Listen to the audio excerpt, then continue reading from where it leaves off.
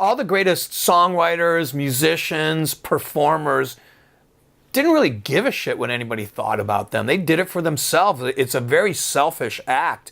I mean, that's the way I've always felt. It's like when I'm making music, I do it for myself. I make a record that I want to buy. I don't do it because I know what my fans want. You know, to me, that's chasing your tail. You know, that's the ultimate sellout, in my opinion. And I hear that so much by people, today's artists, what they call today's artists, which I really don't consider them artists. I just consider them product. It's just, so that's what I want to see. I want to see somebody that's just unique, some rock and roll that just doesn't give a shit, you know, that, you know, if they get famous, you know, from making some great music, then hey, that's the bonus. But they're really in it for themselves, and to just, you know, they have this passion inside them. I just want to see that passion back.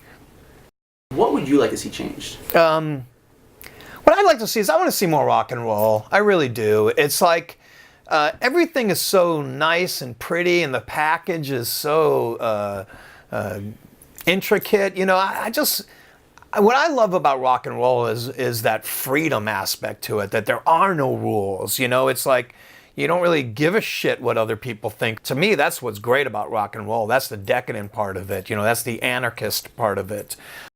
When I was in high school, and granted we're going back a long ways, and classic rock bands like Zeppelin and all these bands we've talked about, you know, were popular, and I wanted to, you know, be a musician. I wanted to play guitar, and I wanted to be in a band. It was really easy for me to start a band. You know, there were at least 4 or 5 drummers in my high school. There were 10 bass players. There were 20 guitar players, and there were 3 singers. You know, when my daughter, who is now 21 and in college, when she was in high school and she wanted to start a band, she played guitar and she was really into the same music that I grew up with. There was 1 drummer in her high school. There was 1 bass player. There were about 5 to 10 guitar players and 600 singers. How I define classic rock is pretty much any music before 1980 is the way I've always thought of it. To me, classic rock is Led Zeppelin, classic rock is Deep Purple, Black Sabbath, Aerosmith, Kiss. And I know that there's genres in between all those. Some are metal bands, some are just rock bands, but to me, that's what classic rock is. I think over time, classic rock has changed. You know, in my opinion, Guns N' Roses is now classic rock, you know. The bands from the 90s have now moved into it, so I honestly don't really know what the pinpoint definition is, but if you ask me who's classic rock, in my opinion, I could tell you who that is. For myself, when I was younger and I moved from Cleveland to Los Angeles and to really get in the band and to be into music and you know, make my mark, it was actually a lot easier than you would think. First of all, I had a center to go to, which was Hollywood. You know, things were happening in Hollywood. You know, there were a lot of great bands coming along. Great bands that were unsigned, that didn't have great bands. I mean, when some of us that were around during that time, we get together and we talk about that, it blows our minds how many bands were great that never made a record, that at that time weren't good enough, but in our minds, oh my God, this band was fantastic. We all had a common language. You know, music was a common language. It was really easy to talk to somebody when I was out in a club that had long black hair. Oh my God, you know, do you like the New York Dolls? Yeah, I love the New York Dolls. And we immediately were friends. We had something in common. There's something that a lot of modern artists say that drives me insane. And that's that quote, "I do it for the fans." That just drives me insane. That, to me, that's just not an artist. An artist's job is to come up with something original, unique, and they do it for themselves because they have this passion and they have this gift. Nowadays, there's just so many genres and so many subgenres that, you know, it's impossible. Do you like punk rock music? Well, yeah, I mean, that's, you know, it's Green Day, it's it's the Clash. I mean, it's so many different genres within a genre. It's really hard to kind of pick people that you want to play with and work with. Where is the line between metal and hard rock? How do you start to distinguish the two?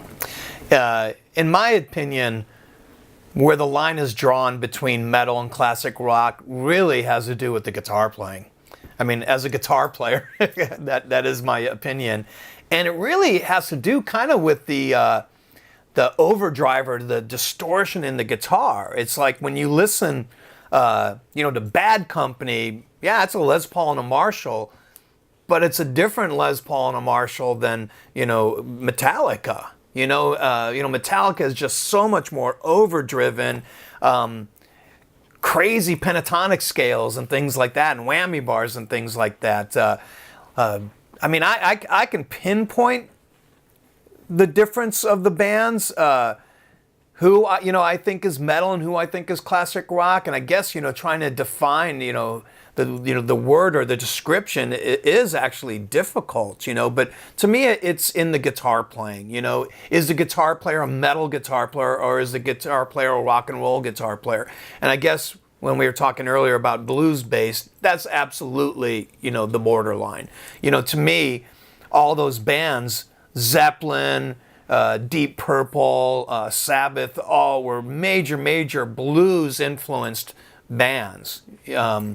But later on, once Eddie Van Halen came along, it really changed everything. Hendrix changed all those guys, but Eddie Van Halen changed all these guitar players. In my opinion, the decline of hard rock music is a lot of different factors. I do think it's the fact that hard rock music really isn't at the forefront anymore. It's not selling millions of records like it did in its heyday. Are record executives at fault? That's a little bit of it, but in my opinion, music, rock and roll, anything is really kind of new. We're really only 30, 40 years into it, from when Elvis really started rock and roll. And it was inevitable that it would get to this point where it gets a little stagnant. It's like there are only 12 notes, so there really is only so much you can do. I mean, now, there's, millions of guitar players all trying to think of that riff. But Smoke on the Water's already been done. Cashmere's already been done. It really is more than anything is there, getting a new, fresh idea, trying to get it out there. So it's a fault of a lot of people why rock, in my opinion, has declined a little bit. What I want to say about the current state of classic rock more than anything is I do have hope. I really do. I mean, I was around in the 80s when things were really bleak. There was a lot of generic music. There was a lot of boring, bad records out, and there was no rock radio stations. There were no rock concerts. There was nothing. And then bands like Guns N' Roses came along. I mean, even bands like Poison, and, there were bands that came into Los Angeles that really were good bands that made a difference, and they changed the whole thing. So I want to just say that I do have hope.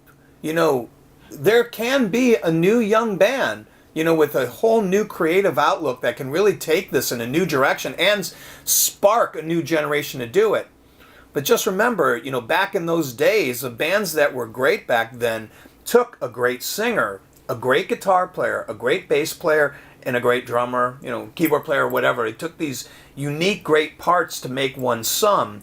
Nowadays, most of the bands will have like a great guitar player, or a great singer, or like one person, and then the other guys in the band are in 10 different bands. That's really what it's going to take. It's really going to take some some commitment, some sacrifices to really get some new young band. But I do have hope. I honestly do have hope. I really do think that can change, because I saw it happen with my own eyes years and years ago. And I do think it's possible, because I do think people are still passionate about music. And I do think music is an important part of people's lives. And therefore, how can you let a genre like classic rock die? People still believe in the power of rock and roll music. Hey, thanks for watching. My name is Daniel Sarkisian. I'm an independent filmmaker from Toronto.